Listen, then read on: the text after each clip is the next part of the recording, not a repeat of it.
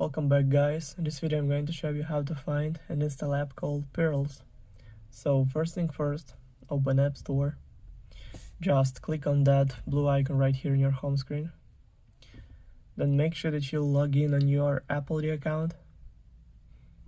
Then click on a search button right here, and in the search bar type in Pyrls and go search right here.